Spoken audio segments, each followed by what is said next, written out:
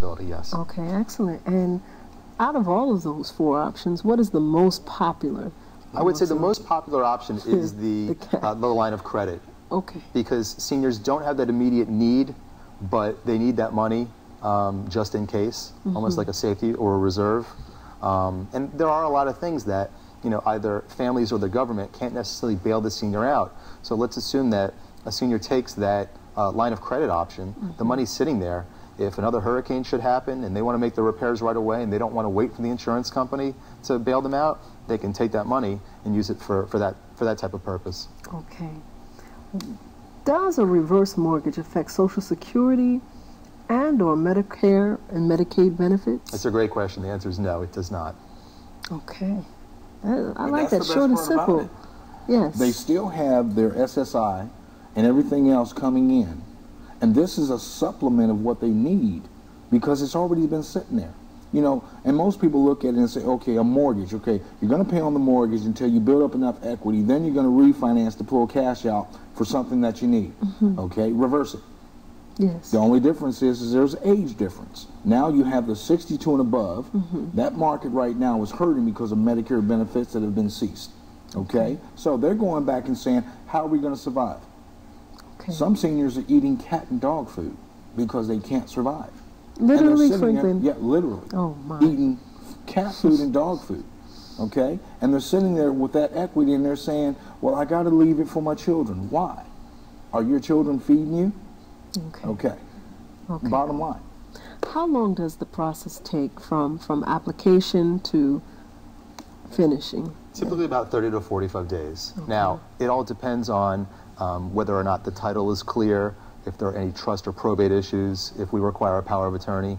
So it really all depends, but in a typical transaction, you're looking at 30 to 45 days from start to finish. Okay, so if I was interested, senior citizen, hypothetically, South Florida, and I was interested in getting my reverse mortgage, and I'm coming to Transcontinental Lending Group, what would I do? What's the first act? The first thing that you would do is you would speak to a certified loan officer that understands reverses. So we speak to the certified loan officer then. The second thing is we would have them answer a couple of questions that will help us determine whether or not they even qualify for a reverse. Okay. A reverse is not for everybody, and like we discussed earlier, they have to meet certain conditions in order to qualify.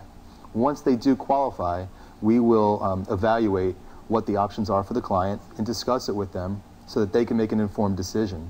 And one of the key benefits to doing a reverse, and as Franklin referred to, you know, staying away from unscrupulous mortgage companies and lenders, is that the federal government requires that all seniors speak to a HUD-approved counselor before taking an application. That's mandatory?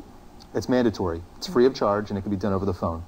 And there are nationwide counselors that are ready to talk to seniors and discuss the specifics of the program, how it will benefit them, any benefits, any hazards, and in some cases they might discuss other options of financing that don't pertain to a reverse, so that the senior is totally comfortable with a reverse before going forward with us. Okay, excellent, excellent. Are there other types of programs to help seniors aside from reverse mortgages? I was looking at, and we were going to discuss this, the actual purchase reverse mortgage for seniors who are looking to relocate from where they are, because there are issues with the neighborhood changing, so to speak, and I wanted Ricky really to expound on that. Okay.